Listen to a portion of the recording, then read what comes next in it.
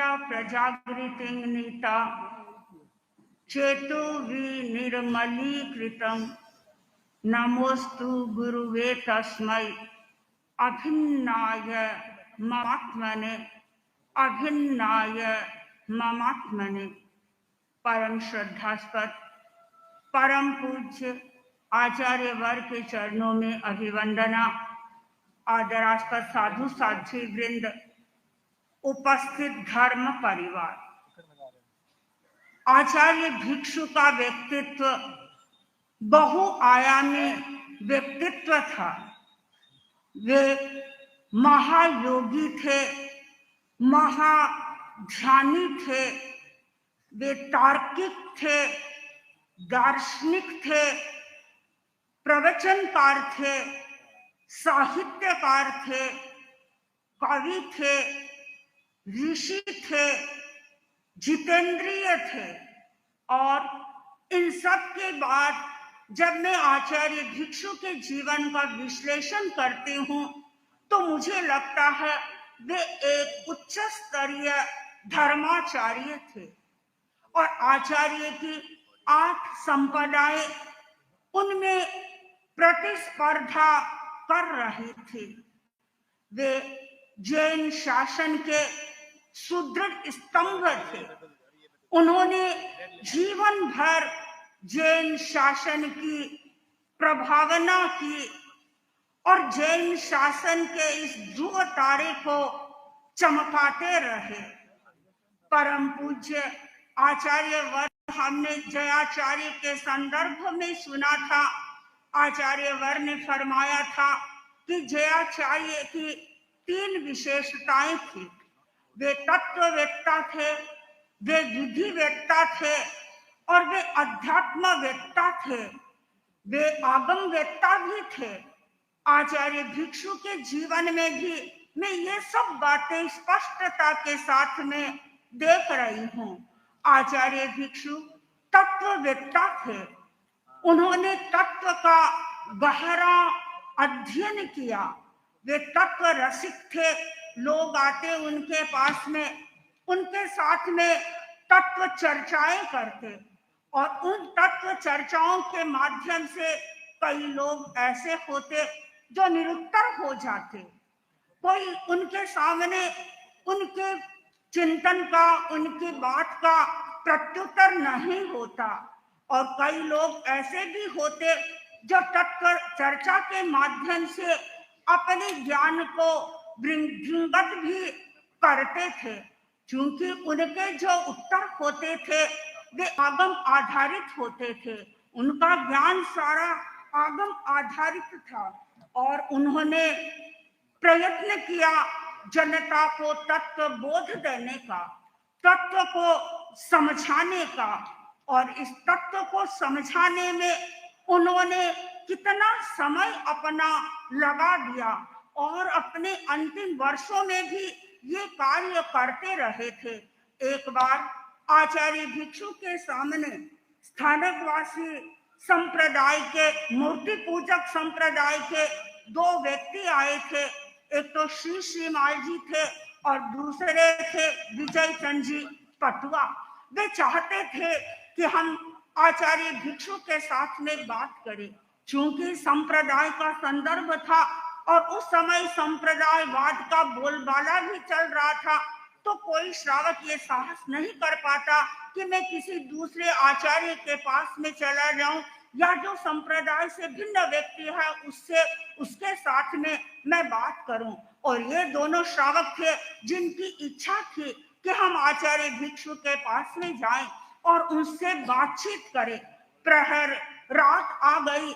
वे स्वामी आचार्य भिक्षु के पास में पहुंचे, बातचीत करने के लिए पहुंचे और बातचीत जब करने लगे प्रहर रात व्यतीत हो गई। और प्रहर रात व्यतीत होने के बाद में स्वामी जी ने संतों को कहा तुम जाओ और मैं इनके साथ में चर्चा कर रहा हूँ। स्वामी जी अपने स्थान पर विराजे हुए थे और वे सामने पहले तो कई देर तक चबूतरे के पास में खड़े खड़े चर्चा करते रहे और फिर उसके बाद में वही बैठ गए और पूरी रात तक स्वामी जी से तत्व समझते रहे, चर्चा करते रहे, अपनी जिज्ञासाएं प्रस्तुत करते रहे। और स्वामी जी ने उनकी हर जिज्ञासा को शांत किया, उनको तत्व समझाने का प्रयत्न किया।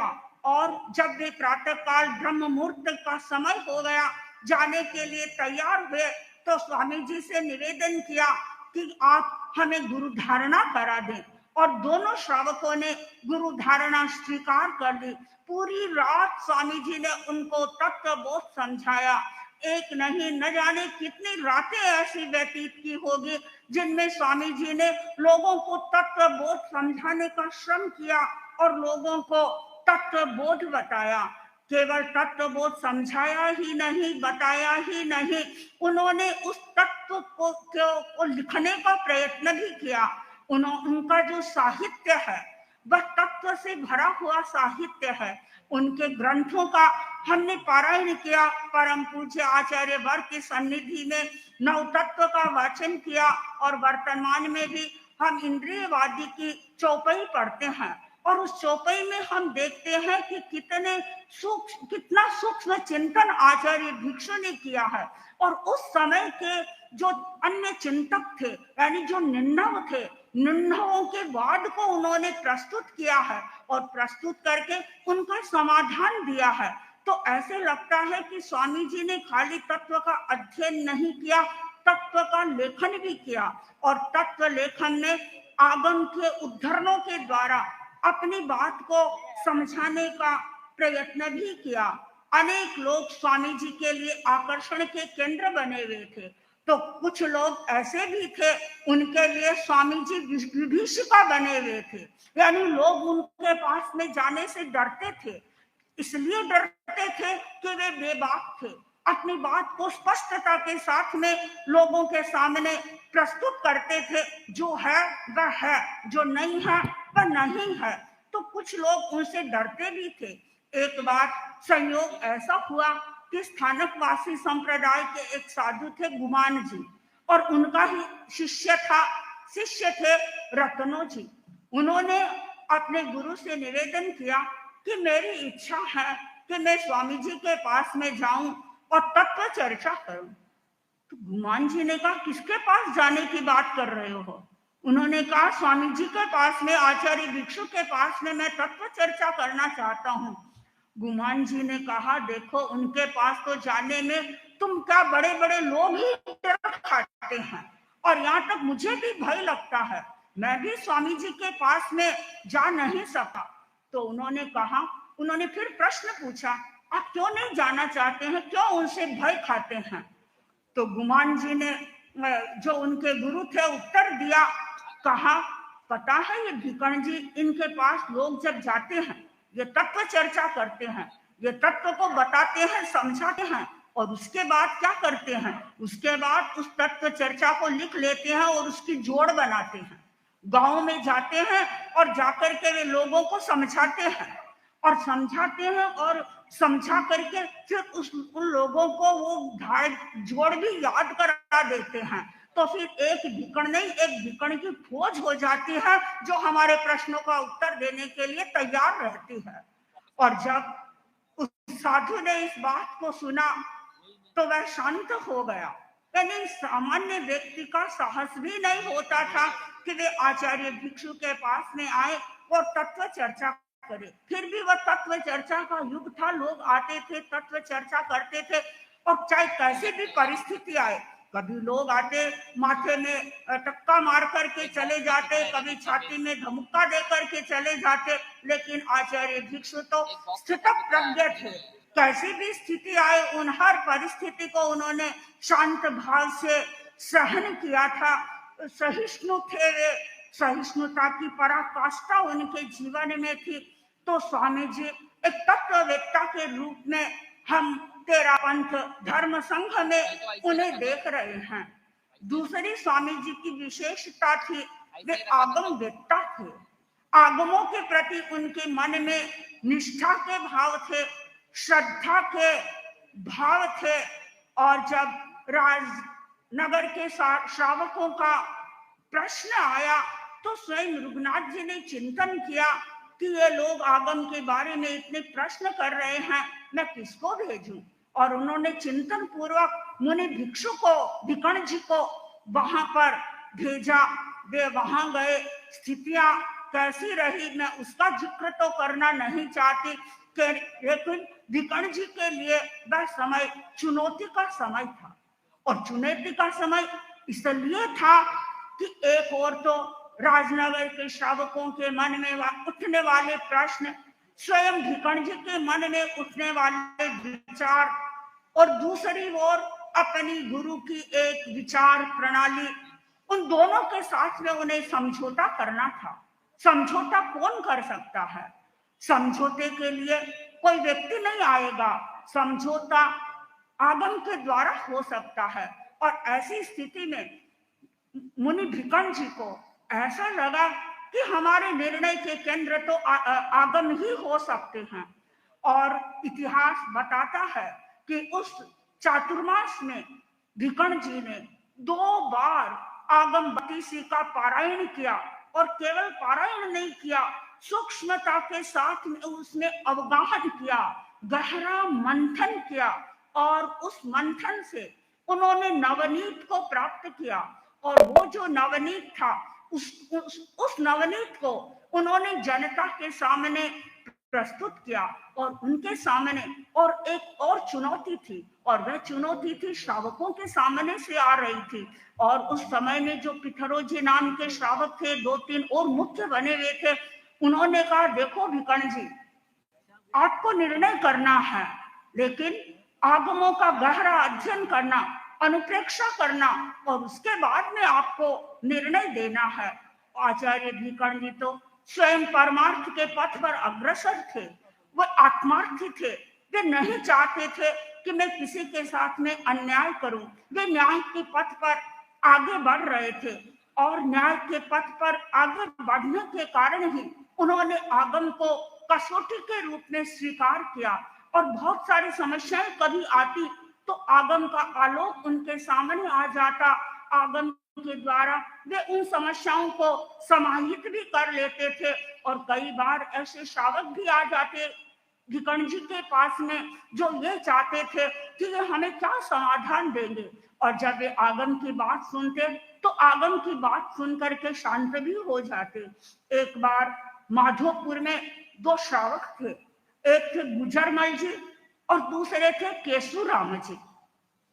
दोनों परस्पर में तत्व चर्चा ही कर रहे थे, और तत्व चर्चा करते करते दोनों के बीच में झगड़ा सा हो गया, तत्व को लेकर के ही। और झगड़ा क्या हुआ कि जो गुजरमल जी थे वो कहते थे कि श्रावक में 8 आत्मा होती है, और जो केशुराम जी थे वे कहते थे कि श्रावक में 8 आत्मा कैसे होती है, श्रावक में 7 आत्मा होती है। और दोनों का तो जो वैचारिक मतभेद था वह मनभेद में बदल गया। संयोग ऐसा मिला, विक्रम संवत 1848 में स्वामी जी स्वयं माधोपुर पधारे, और वे दोनों श्रावक स्वामी जी के चरणों में उपस्थित हुए। और स्वामी जी नहीं चाहते थे कि मैं दोनों से अलग अलग बात करूं। स्वामी जी ने दोनों को ही अपने सामने बात सुनने के लिए कह दिया और अपनी जिज्ञासा प्रस्तुत करने के लिए कह दिया। दोनों ने अपनी अपनी बात प्रस्तुत की, और उन्होंने जो 8 आत्मा के बारे में गुजरमल जी कह रहे थे, उन्होंने कहा, देखो यदि 8 आत्माएं श्रावक में हम नहीं मानेंगे तो श्रावक एक चीज का त्याग करता है, अथवा वह 12 व्रती बन जाता है, फिर तो उसका कोई फल ही उसे नहीं मिलेगा। तो इसके श्रावक बनने का अर्थ क्या होगा? श्रावक में चारित्रात्मा तो होगी ही। आचार्य भिक्षु ने उनको बहुत तसल्ली के साथ में समझाया, तुम ठीक कह रहे हो, आगमों में 8 आत्माएं बताई गई है, लेकिन 8 आत्मा में श्रावक के अंदर 7 ही आत्माएं पाई जाएगी, क्योंकि श्रावक है वो देश चारित्र का पालन करता है, और देश चारित्र का पालन करने के कारण वह संपूर्ण रूप से उसमें चारित्र आत्मा नहीं पाई जाती है। तो तुम ये समझो कि आगम में जो बात कही गई है 8 आत्मा की, वह वहां पर साधु की अपेक्षा से कही गई है। और जब स्वामी जी ने उसको समझाया तो वह व्यक्ति समझ गया, और थोड़ी ही देर में दोनों का मन भेद था, या जो मत भेद था, वह भी स्वामी जी के चरणों में ही समाप्त हो गया। यानी आगम के माध्यम से, आगम के उद्धरणों के माध्यम से स्वामी जी ने अनेक समस्याओं का समाधान किया।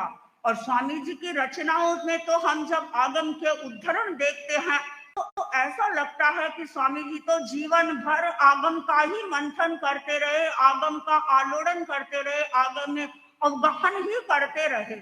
और एक एक तथ्य को समझाने के लिए कितने उद्धरणों को आचार्य भिक्षु ने हमारे सामने प्रस्तुत कर दिया। इस दृष्टि से ऐसा प्रतीत होता है कि सचमुच में आचार्य भिक्षु आगम वेत्ता थे। उनके मन में आगम के प्रति गहरी निष्ठा थी, और उनके मन में आगम के प्रति गहरी श्रद्धा थी। जो आगम में कहा गया है वही सत्य है, और उसी सत्य को मान करके वे जीवन भर आगे बढ़ते रहे, चलते रहे, और अपने लक्ष्य को प्राप्त करते रहे। आचार्य भिक्षु अध्यात्मवेत्ता थे, और जो व्यक्ति अध्यात्मवेत्ता होता है वह आत्मा के संदर्भ में चिंतन करता है। आत्मा उसका केंद्र बिंदु होती है, और पुद्गल के बारे में वह विशेष चिंतन नहीं करता। पुद्गल के संदर्भ में तो वह इतना ही सोचता है कि पुद्गल के द्वारा तो मेरा जीवन चल रहा है, मेरा जीवन आगे बढ़ रहा है। स्वामी जी आत्म केंद्रित थे। अनेक प्रकार के प्रसंग हैं जो इस बात को व्याख्यायित करते हैं कि स्वामी जी का चिंतन कितना आध्यात्मिक चिंतन था। 1855 में जब स्वामी जी पाली में चातुर्मास कर रहे थे, ठेसी जी स्वामी तो उनके पास में ही रहते थे, और पाली चातुर्मास में उनका स्वास्थ्य गड़बड़ा गया। आवश्यक कार्य के लिए रात्रि के समय में वे बाहर गए थे, और बाहर से जब वो वापस आ रहे थे तो रास्ते में ही मूर्छित होकर गिर पड़े, और उनकी धड़ाम से आवाज सुन करके आचार्य भिक्षु जाग गए, और वो जगह देखा खेतसी जी गिर गए हैं। हेमराज जी स्वामी को जगाया, और हेमराज जी स्वामी और आचार्य भिक्षु ने दोनों ने मिलकर के उनको उठाया, और उठा करके बिछोने पर ला करके सुलाया, और स्वामी जी ने उनको सुनाना शुरू किया। शरणा सुना रहे थे, अनेक गीतिकाएं सुना रहे थे, और सुनाते सुनाते ही मुनिश्री हेमराज जी से कहा कि देखो शरीर की कैसी नस्वरता है। खेतसी जी जैसा सबल व्यक्ति भी इस प्रकार निर्बल हो जाएगा, हम कल्पना भी नहीं कर सकते हैं। खेतसी जी स्वामी कि कुछ क्षणों में स्थिति बदल गई, और उन्होंने आंखें खोली, मूर्छा हटी, और आंख खोलते ही उन्होंने सबसे पहले निवेदन किया स्वामी जी से कि स्वामी जी आप रूपान जी का ध्यान रखना, उनको पढ़ाना। स्वामी जी ने जब इन शब्दों को सुना तो कहा ये तो तुम रूपा जी की चिंता छोड़ दो, अभी तुम्हारा समय ये नहीं है कि तुम रूपा जी की चिंता करो। तुम तो ये सोचो कि मुझे समाधिमय जीवन जीना है और समाधिमय मृत्यु को प्राप्त करना है। यह समय तो तुम्हारे लिए आत्मचिंतन का है, तुम अपना चिंतन करो। बाहरी दूसरी व्यक्ति के बारे में या बाहरी वस्तुओं के बारे में तुम किंचित भी चिंतन मत करो। यह विचार वह व्यक्ति दे सकता है जो अध्यात्म की दृष्टि से चिंतन करता है। और जब स्वामी जी का अंतिम समय था, अनेक साधु स्वामी जी के पास में आ रहे थे, तो स्वामी जी को जब कहा गया कि अब तो आपको झंड दिखाई दे रहे हैं, स्वर्ग के सुख आपको लुभा रहे हैं, तो स्वामी जी ने क्या उत्तर दिया? उन्होंने कहा मेरे मन में किंचित मात्र भी पौद्गलिक सुखों की आकांक्षा नहीं है, मैं पुद्गल सुखों को प्राप्त नहीं करना चाहता, स्वर्ग के सुखों की मेरे मन में कोई भी इच्छा नहीं है। मेरी मात्र यही इच्छा है कि हम आत्मिक सुखों को प्राप्त करें, निराबाद सुख को हम प्राप्त करें। और स्वामी जी वास्तव में पौद्गलिक सुखों में कभी भी नहीं उलझे। आपने अभी सुना अंधेरी ओरी से नंदन वन तक की यात्रा को सुना। स्वामी जी के सामने कितने कष्ट आए, लेकिन किसी कष्ट के सामने स्वामी जी न झुके न रुके, न कभी उनके चरण इधर से उधर गए, मात्र वे अपने लक्ष्य को ही देख रहे थे। वीतरागता का ही उनके सामने लक्ष्य था और हर कष्ट को उन्होंने प्रसन्नता के साथ में स्वीकार किया और कोई भी स्थिति स्वामी जी के मनोबल को डाउन नहीं कर सकी। कभी कभी सोचती हूँ कि आखिर संघनन तो स्वामी जी के पास में हमारे जैसा ही था। आखिर क्यों, कैसे उन्होंने इन सब परिस्थितियों को सहन कर लिया। ऐसा प्रतीत होता है कि स्वामी जी के पास में आत्मबल था, और जब व्यक्ति के पास में अपना आत्मबल स्ट्रॉन्ग होता है तो उसके सामने चाहे कितनी ही परिस्थितियां आ जाए, वो हर परिस्थिति को सहन करने के लिए तैयार रहता है। स्वामी जी ने अपनी साधना के द्वारा आत्मबल को जागृत कर लिया था, आत्मबल को प्राप्त कर लिया था, और उस आत्मबल के कारण स्वामी जी हर प्रकार की जो परिस्थितियां थी उस परिस्थितियों को वे सहन करते गए। स्वामी जी अध्यात्मवेत्ता थे, और इसके आगे जब मैं चिंतन करती हूँ तो मुझे ऐसा भी प्रतीत होता है कि स्वामी जी विधिवेत्ता थे। आज से लगभग 250 से अधिक वर्षों पूर्व उन्होंने जो मर्यादाएं लिखी, उन्होंने जो संविधान लिखा, उस संविधान में जो मूल मर्यादाएं दी, जो फंडामेंटल हमारी चीजें थी, उनमें कहीं किसी आचार्य ने कोई भी रूपांतरण नहीं किया। और भारत का संविधान बना था 1947 में, और 1947 में, और वह संविधान बनाया था भीमराव अंबेडकर ने। और उस संविधान बनाने के बाद आज तक के संविधान में न जाने कितना अमेंडमेंट हो गया है, कितनी बातें नई जुड़ गई है, कितनों को छोड़ दिया गया है। लेकिन आचार्य भिक्षु ने अपनी लो लेखनी से जिन मर्यादाओं को लिखा, वो मर्यादाएं आज भी हमारे धर्म संघ में अक्षुण्ण चल रही है। और उन मर्यादाओं का अनुपालन करके साधु साध्वी समाज आनंद का अनुभव कर रहा है, निश्चिंतता का अनुभव कर रहा है। आचार्य भिक्षु ने एक मर्यादा लिखी कि तेरा पंथ, हमारे धर्म संघ में एक आचार्य का नेतृत्व रहेगा। और तब से लगाकर आज तक हमारे धर्म संघ में एक नेतृत्व की परंपरा अक्षुण्ण चल रही है। और इस एक नेतृत्व होने के कारण हमारा चतुर्विध संघ आनंद की अनुभूति कर रहा है। किसी भी साधु साध्वी को अपने जीवन के बारे में नहीं सोचना पड़ता है। हमारी बहिर्बिहारी साध्वियां ये चिंता नहीं करती है कि चातुर्मास पूरा हो गया है, अब हमें आगे कहाँ जाना है, क्योंकि चातुर्मास पूरा होने के बाद निर्देश कौन देगा? आचार्य के द्वारा निर्देश प्राप्त होगा। जो हमारा नेतृत्व कर रहा है वहां से हमें निर्देश प्राप्त होगा। आपने देखा विकास महोत्सव पर ही आचार्य वर ने साधु साध्वियों को निर्देश देकर निश्चिंत बना दिया कि तुम्हें कहाँ पर आगे बढ़ना है, किस रास्ते में जाना है। तो एक नेतृत्व के कारण सब लोग निश्चिंतता का अनुभव करते हैं। बहिर्बिहारी साध्वियों को कभी कभी लोग पूछते हैं कि आपका महाराज अगला चातुर्मास कहाँ होगा?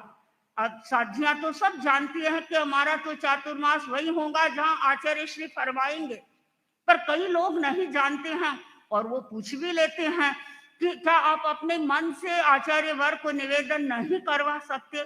यद्यपि तेरा पंथ में एक तंत्र है, लेकिन एक तंत्र कैसा एक तंत्र है? डेमोक्रेसी वाला एक तंत्र नहीं है।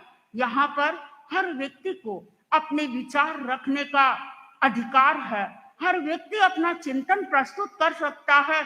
आचार्य सबकी सुनवाई करते हैं, सबकी बात को ध्यान से सुनते हैं और उसके बाद जो अपेक्षित लगता है, जो सही लगता है, उस पर वे निर्णय देते हैं और उस पर वे अपना स्टाम्प लगा देते हैं और उसके आधार पर फिर हमारे साधु और साधियां कार्य करने लग जाते हैं। मुझे भी याद है जब हम समणी थे और अमेरिका में गए हुए थे, पहली बार गए थे, अनेक लोगों ने कहा कि समणी जी आप नेक्स्ट टाइम जब आओ तो दूसरे समणी जी न आकर के आप ही आ जाना। लोगों ने हमें कहा, और मेरे पास में ही एक भाई था जो तेरा पंथ की मर्यादा को जानता था, उसने कहा इनको मत कहो कि ये ही अगली बार आए, इनको बुलाना है तो इनके गुरुजी के पास संवाद भेजो। गुरुजी चाहेंगे तो ये यहाँ आ सकते हैं, गुरुजी की इच्छा नहीं होगी तो कुछ भी नहीं होगा। तो सचमुच में तेरा पंथ धर्म संघ में एक नेतृत्व की परंपरा है और इस एक नेतृत्व के तले हम सब प्रसन्नता की अनुभूति कर रहे हैं, आनंद की अनुभूति कर रहे हैं। मर्यादाओं में एक मर्यादा स्वामी जी ने बनाई है कि उत्तराधिकारी की नियुक्ति कौन करेगा। उत्तराधिकारी की नियुक्ति स्वयं आचार्य करेंगे और आचार्य ने जो निर्णय दे दिया वह सर्व संघ के लिए मान्य बन जाता है और इस संदर्भ में किसी को कोई बीच में हस्तक्षेप करने की आवश्यकता नहीं है। मुझे याद है यात्रा के दौरान परम पूज्य आचार्यवर एक स्थान पर पधारे थे, मुझे पता नहीं वह कौन सा स्थान है, अनेक साधु साधियां आए हुए थे और वहां पर बताया गया था कि यहाँ अब मतलब युवाचार्य की नियुक्ति करनी है। अब कौन नियुक्ति करेगा, तो लोगों ने हमें बताया कि कई गृहस्थ लोग बैठेंगे, वे परामर्श करेंगे, फिर वो अपना चिंतन आचार्य के पास में देंगे और उसके बाद में वह कार्य होगा। और हमारे यहाँ इस प्रकार का न कोई चिंतन होता है, न कोई परामर्श होता है और आचार्य को लेने की भी जरूरत नहीं है। आचार्य स्वयं सक्षम होते हैं, वे अपने चिंतन से सोचते हैं और वे गहराई में जाते हैं, संघ की परंपरा को देखते हैं, संघ की रीति नीति को देखते हैं और रीति नीति के अनुसार वे सारे कार्यों का संपादन करते हैं और उनके द्वारा किए गए जो कार्य हैं वो सबके लिए मान्य होते हैं। न केवल साधु साधियां ही आचार्य वर्ग के इंगित का पालन करती है, अपितु हमारा श्रावक समाज भी, श्राविका समाज भी आचार्य वर्ग के इंगित को मानने के लिए तत्पर रहता है। इसका कारण है कि हमारे जो नींवें हैं, तेरा पंथ धर्म संघ की जो नींवें हैं वे इतनी गहरी है और इन नींवों में ऐसे संस्कार भरे हुए हैं कि हमारे लिए हमारे आचार्य हैं वे प्राण हैं, हमारे लिए हमारे आचार्य हैं वे त्राण हैं, शरण हैं और सब कुछ वे ही हैं। और ये इस आस्था को पैदा किया श्रद्धेय भिक्षु स्वामी ने। उन्होंने ऐसी मर्यादा बना दी और ऐसी मर्यादा बनाने के कारण ही आज हम सब एक अतिरिक्तता की अनुभूति कर रहे हैं और दूसरे लोगों के सामने, अन्य संप्रदायों के सामने हम गौरव के साथ में अपनी बात को प्रस्तुत करते हैं। और कई बार दूसरे लोग ये भी कहते हैं कि आपके वहां काम करना बहुत आसान है, क्योंकि आपके तो एक गुरु का निर्देश मिल गया और उस गुरु के निर्देश के आधार पर सारे कार्य इजीली संपादित हो जाते हैं और सचमुच में हो जाते हैं। और इस माने में हम अपने आप को सौभाग्यशाली मानते हैं। आचार्य भिक्षु अध्यात्मवेत्ता थे, आचार्य भिक्षु विधिवेत्ता थे, आचार्य भिक्षु तत्ववेत्ता थे और आचार्य भिक्षु आगमवेत्ता थे। जीवन भर आचार्य भिक्षु के पुरुषार्थ का प्रदीप जलता रहा। आगमों में जो उन्होंने पढ़ा उन्होंने अपने जीवन में उसको अप्लाई भी किया। आगमों में लिखा हुआ है, सच्चंसी धींग कुब्ब है, सत्य में तुम धृति करो। और सचमुच में आचार्य भिक्षु के भीतर में हम धैर्य का अनुभव भी करते हैं। जब प्रारंभ में स्थितियां बड़ी जटिल थी और श्रावकों की संख्या, साधु साधियों की संख्या भी नहीं बढ़ रही थी और जब तक कि हेमराज जी स्वामी की दीक्षा नहीं, संख्या में कितना अप डाउन हो रहा था, कभी बढ़ती कभी घटती। और मुनि हेमराज जी स्वामी की दीक्षा लेने के बाद उत्तरोत्तर संख्या वृद्धि होती रही, लेकिन उस विकट क्षणों में भी आचार्य भिक्षु का साहस कभी भी ढीला नहीं हुआ, कभी उनका मनोबल कमजोर नहीं हुआ और वे इस तथ्य को समझते थे कि मैं सत्य मार्ग पर आगे बढ़ रहा हूँ, मुझे मेरे जीवन में धीति को स्थान देना होगा। अपमत्तो परिव्यये, वे अप्रमत्त होकर के विचरण करते रहे। वे आत्म साधना उनका अपना लक्ष्य था। उन्होंने ये निर्णय किया था, मर पूरा देशा आत्मारा कार्य सारस्या, हम मर जाएंगे लेकिन अपने कार्य वही करेंगे जिस कार्य के द्वारा हमारी आत्मा का उत्थान होगा और जो कार्य हमें परमार्थ की ओर आगे ले जाएगा। आचार्य भिक्षु का लक्ष्य नहीं था कि मुझे किसी संघ का निर्माण करना है, किसी संगठन का निर्माण करना है। स्वतः योग ऐसा बन गया और एक नए संघ का निर्माण हो गया। आचार्य भिक्षु प्रज्वलित रहे, अप्रमत्त आगे बढ़ते रहे और वृद्धावस्था तक उनका वह श्रम चलता रहा। उनको कभी भी विश्राम में विश्वास नहीं था। वे हमेशा कुछ न कुछ कार्य में लगे हुए रहते थे। वृद्धावस्था ने उनके शरीर को कभी भी प्रभावित नहीं किया। यहाँ तक कि वृद्धावस्था में भी वे सारे कार्य अपने हाथों से करते थे और यहाँ तक कि अपना वजन भी स्वयं अपने कंधों पर लेकर कर चलते थे। और जब मुनिखेत सिंह जी की दीक्षा हो गई और उन्होंने खूब निवेदन किया आचार्य भिक्षु ने, तो बताया जाता है कि 1838 में उन्होंने पहली बार अपना जो नांगला था जिसमें 2 किलो यानी किताबों का भार रहता था, वह पहली बार उतारा और अवशिष्ट भार लेकर के वे चलते थे।